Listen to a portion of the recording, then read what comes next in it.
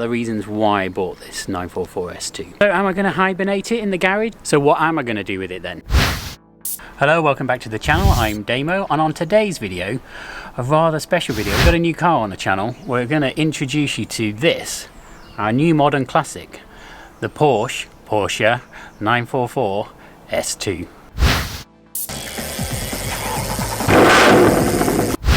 So it's kind of difficult for me to know where to start with this car, largely because I'm quite emotionally attached to it already, but more importantly 944s in general. I have a strong history, despite none of them featuring on the channel. They all sort of predate YouTube when I owned them originally.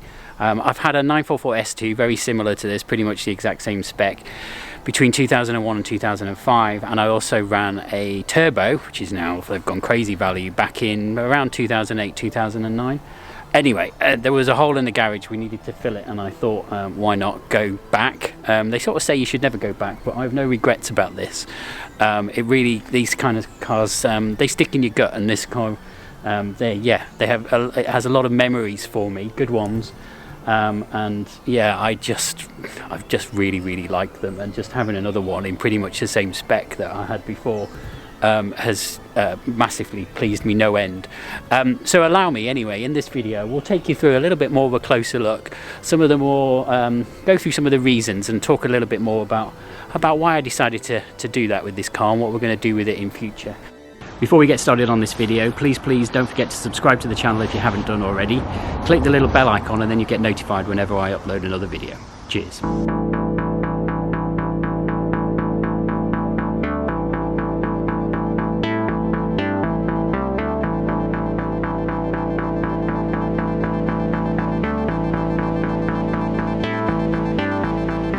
So let's take it out for a drive and answer some questions. Here's the key.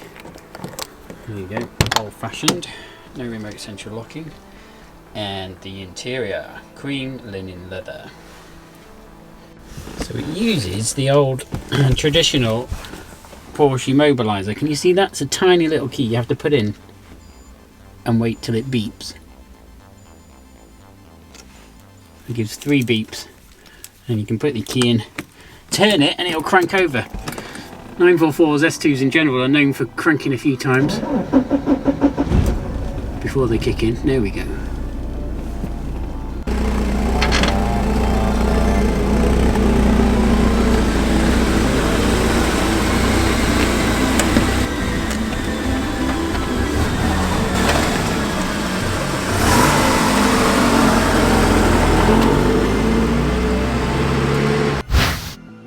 Okay, first off then, let's talk about a little bit more about the reasons why I bought this 944 S2. As I said, I've owned them before, so I know them pretty well. And there was a hole in the garage which I felt the need to fill, so I could put more content on the channel, I guess. And there was a few things that I was toying with. One was getting a really old classic, and I still want to do that. I've always had a hankering, believe it or not, for a VW Carman gear, and I actually went to go and view one and very nearly pulled the trigger on that, but for all sorts of reasons didn't fill it. And I also thought about experimenting with these online self-hire type websites where you can put your car on there and other people can hire it. And then my third option was a track car, so a dedicated stripped out track car to throw into next year 2021 and do some track days.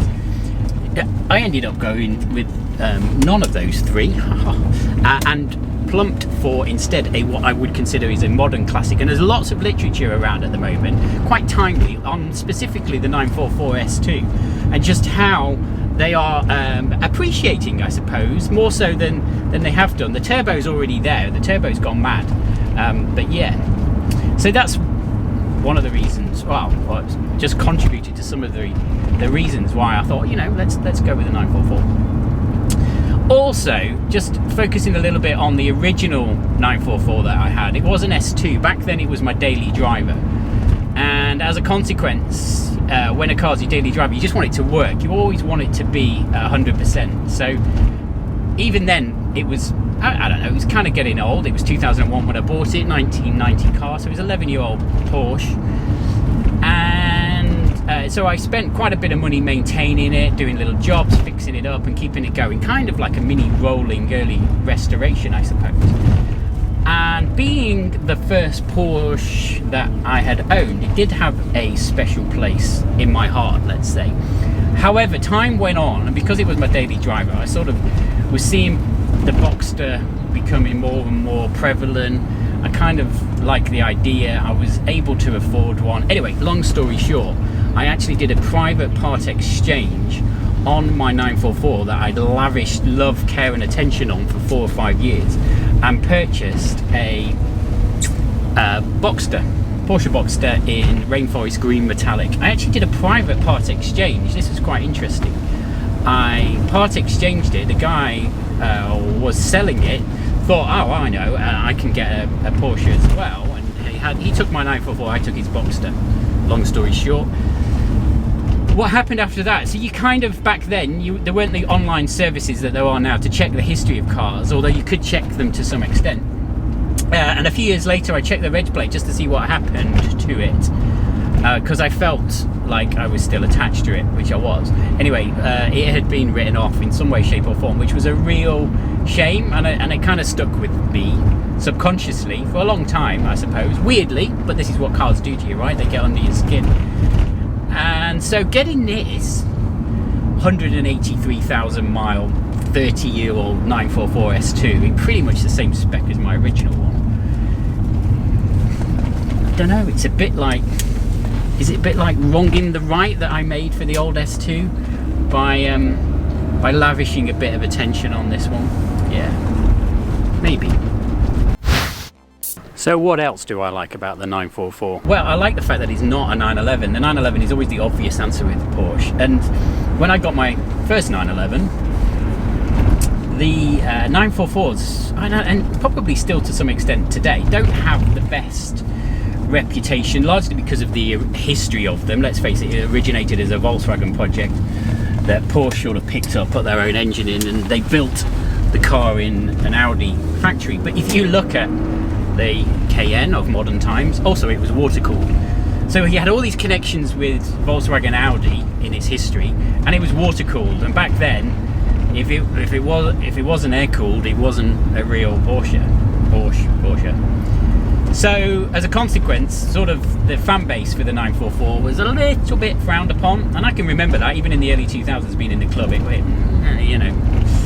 But I think time's gone on, right? And the Porsche Macan, the Cayenne, they all share, funnily enough, platforms with Volkswagen Audi Group, and they all are water cooled, as are all Porsches now. So time's moved on. I'm going to talk about that a bit more, I think, in a different video, because I do think that warrants its own video where we talk a little bit more about the history of the 944 and to some extent how unloved it was and whether it's more loved now.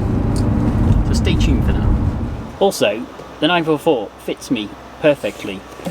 The seat, the arm, it just all works. I have never found a car that has this driving position that just, I don't know, it just works. The steering wheel's not adjustable.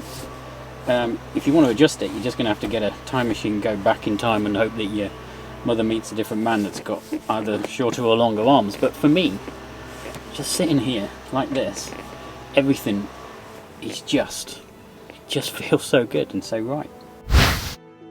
So am I going to hibernate it in the garage over winter? A lot of people do, but no. One of the things I like about this particular 944 is its patina. It's a used car, but in a good way. There's stacks and stacks of history. It's got 183,000 miles. This car's been driven, and I think I always like that. It means it's been used, and if it's been used, it means it works, essentially. Don't get me wrong, there's been lots of bits that kind of don't work and need improving, but ultimately, it does the job. So no, I'm not going to hibernate. Also, when I had my original 944, I keep saying this, there were 1,260 944s registered on the roads. There are now about 480. So about a third of what there were 19 years ago. But there were 500 sold, and which is great, and which sort of means people are keeping them in their garages, classics, probably maybe holding on to them to restore them for the value, etc. But to me, I don't know, that's a bit of a shame. I think cars are meant to be used. So no, this one won't be hibernating this winter. This one will be featuring in many more pedal art videos where we will talk turkey on 944s more.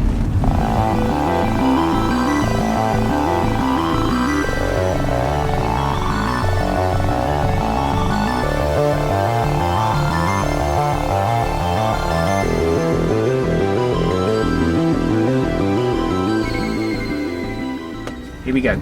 We're going to give it the beans.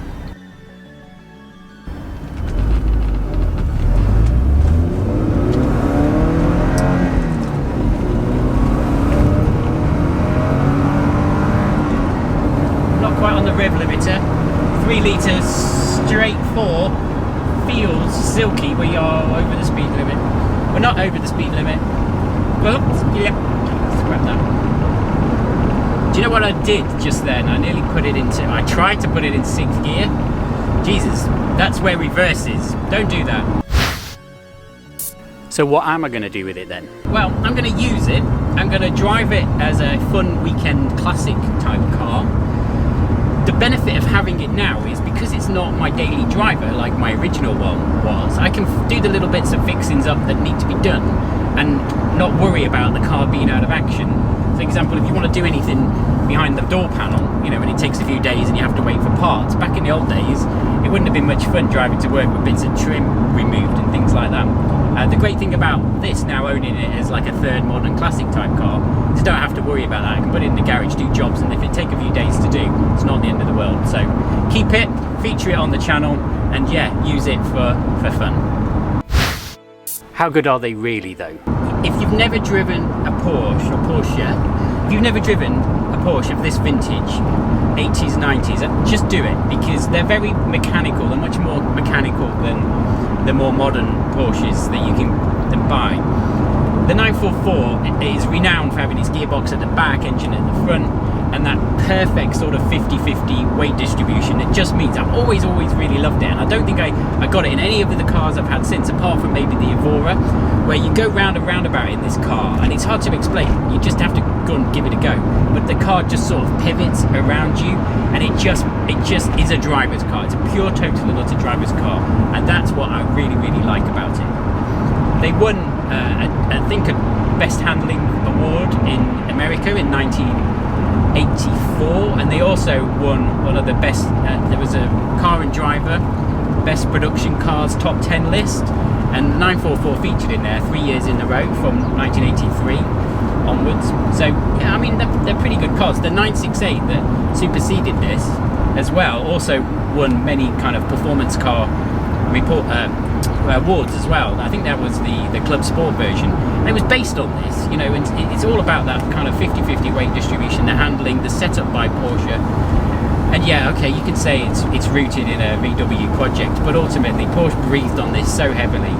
It's a through and through thoroughbred sports car, and if you look back at the stats for the turbo, the ones where the prices are going sky high, compare it to the 911 turbo of the time and other cars of that time, and it really was out there, the stats on that thing. Is it quick? Compared to more modern turbocharged GTI type stuff these days, probably not so much. You get into 60 in about 6.4 seconds. That was new, so probably not that anymore. Top speed around 149 miles per hour. Brake horsepower about 210. Again, new, probably not going to have that much these days.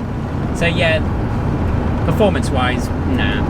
But you're not buying it. You're not buying a modern classic to kind of tear up the highway. You're buying it for the charisma, the charm, the patina, the experience of it. And the performance is still plenty enough to keep up with modern traffic and get away from the lights when you need to. So don't let that put you off. Get one. What about creature comforts? So it's a modern classic, so it's got things like ABS brakes, it's got power steering, it's got electric windows, it's got a sunroof, it's got part electric seats. So it does have some creature comforts. It's not a 1960s old classic, it's a modern classic. So you do get some cool stuff. What you don't get, however, is things that you do sort of get used to in modern cars. No 6th gear, just bear that in mind. No outside thermometer. Well, okay, Do you really need it? No. No airbags. Fair enough. No traction control. No side impact protection. And on this particular model, some of the turbos did have it. There's no air conditioning. So in the summer, I'll open the sunroof, I guess. Don't worry about it. Less to go wrong ultimately, because those compressors in those old cars also use the gas situations all different back then as well. So yeah. Okay, thanks for watching this pedal out video. If you liked it, please give it a thumbs up. Write in the comments, tell me what you think, and also please subscribe to the channel. There's going to be loads more content on the 944, but we're also not going to forget about the Mark II Audi TT, and we're not going to forget about the Audi A4. See you again soon. Cheers.